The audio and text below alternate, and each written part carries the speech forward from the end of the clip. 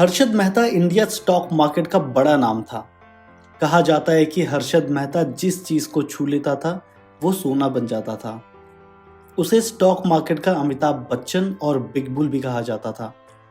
Banking system की कमियों का फायदा उठाकर हर्षद मेहता ने बैंकिंग लेन देन में बहुत बड़ा गोलमाल किया था। वो गोलमाल करीबन 4000 करोड़ का था, जो आज के टाइम पे अगर हम एस्टिमेट करें तो ये 24 से 27 हजार करोड़ का गोलमाल था।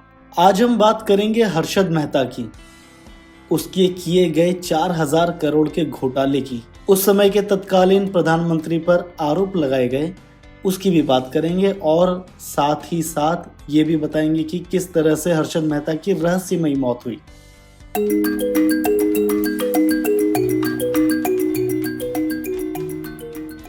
दलाल स्ट्रीट, ये नाम पड़ा यहाँ होने वाले सबसे पुराने बिजनेस की वजह से, जो है दलाली, ब्रोकरेज। एक ऐसी सड़क जहां दुनिया के ईमान को बदल देने वाली ताकत यानी पैसों का राज चलता है, पर यह सड़क ईमानदारी के अनलिखे कायदे पर चलता है। यहाँ मुनाफा भी है और नुकसान भी। 1954 में गुजराती परिवार में जन्मे हर्षद मेहता ने अपने ज्यादातर समय छत्तीसगढ़ के रायपुर में बिताया। रायपुर से स्कूल की पढ़ाई कंप्लीट करने के बाद वो वापस मुंबई लौट आए और लाजपत राय कॉलेज से बीकॉम की पढ़ाई की। पढ़ाई के बाद वो होजरी बेचने से लेकर डायमंड चुनने का काम करने लगा। स्टॉक मार्केट में मेहता की एंट्री तब हुई जब उसने the new India assurance company में नौकरी शुरू की। यहीं से उसकी स्टॉक मार्केट में दिलचस्पी बढ़ी और नौकरी छोड़कर उसने 1981 में ब्रोकरेज फर्म ज्वाइन कर ली। 1984 में खुद की grow more research and asset management company की शुरुआत की और बॉम्बे स्टॉक एक्सचेंज में बतौर ब्रोकर मेंबरशिप ले ली। 1990 मतलब 1990 तक Harshad Mehta Indian stock market के अंदर एक बहुत बड़ा नाम बन चुका था। कहा जाता था कि हर्षद मेहता जिस चीज को छू लेता है वो सोना बन जाता है।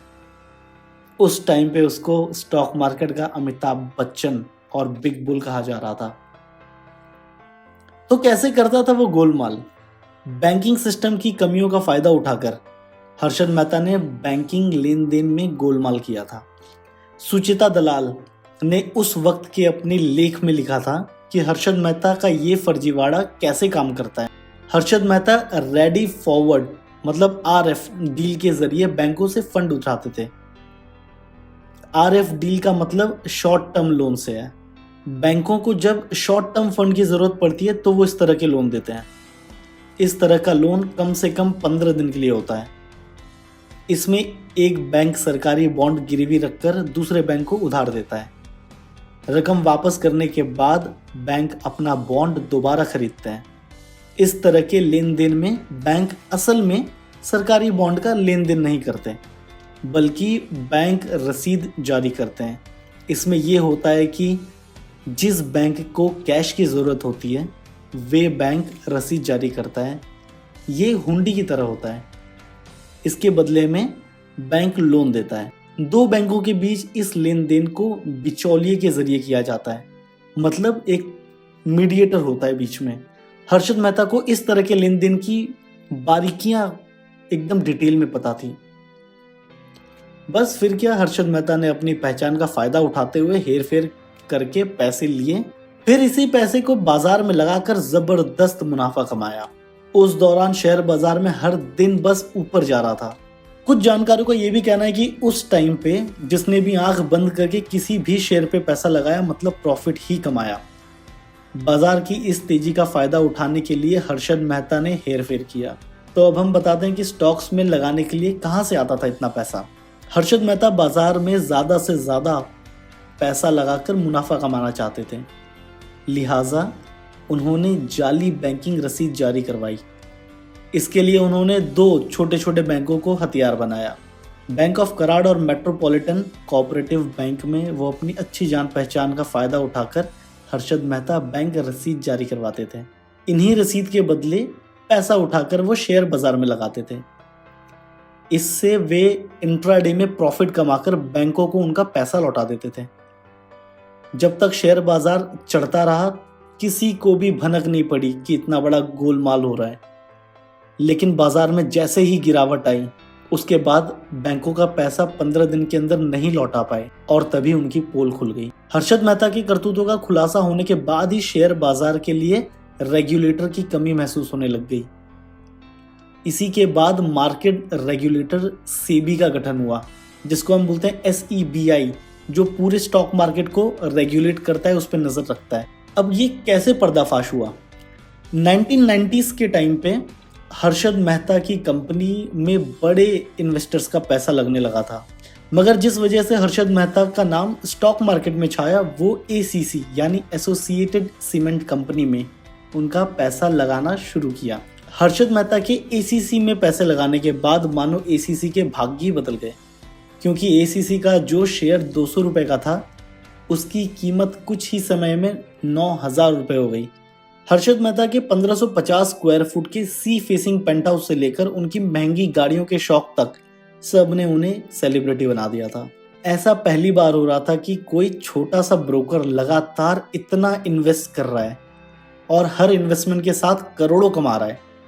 बस इसी सवाल ने हर्षद मेहता के अच्छे दिनों को बुरे दिन में बदल दिया। 1992 में हर्षद मेहता के इस राज का पर्दाफाश किया टाइम्स ऑफ इंडिया की पत्रकार सुचेता दलाल ने। सुचेता दलाल ने बताया कि हर्षद मेहता बैंक से 15 दिन का लोन लेता था और उसे स्टॉक मार्केट में लगा देता था। साथ ही 15 दिन के अंदर वो बैंक को प्रॉफिट के साथ पैसा लौटाता था। मगर कोई भी 15 दिन के लिए लोन नहीं देता, मगर हर्षद मेहता बैंक से 15 दिन का लोन ले लेता था। हर्षद मेहता एक बैंक से फेक BR बनवाता था, जिसके बाद उसे दूसरे बैंक भी आराम से पैसा दे देते थे। हालांकि इसका खुलासा होने के बाद सभी बैंक ने उससे अपने पैसे मांगने शुरू कर दिए। खुलासा होने के बाद मेहता के ऊपर 72 क्रिमिनल चार्जेस और सिविल चार्जेस फाइल हुए। हालांकि इन सब के बावजूद हर्षद मेहता का मन नहीं माना।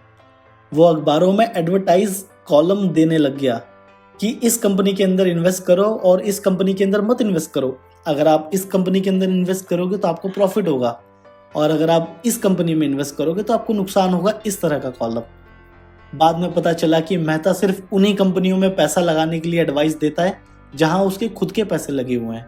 अब हर्षद मेहता ने प्रधानमंत्री नरसिम्हा राव पर भी आरोप लगा दिया कि ये भी इस आरोप में शामिल है। हर्षद मेहता ने 1993 में पूर्व प्रधानमंत्री और उस वक्त कांग्रेस के अध्यक्ष रहे PV नरसिम्हा राव पर केस से बचने के लिए 1 करोड़ घूस लेने का आरोप लगाया था।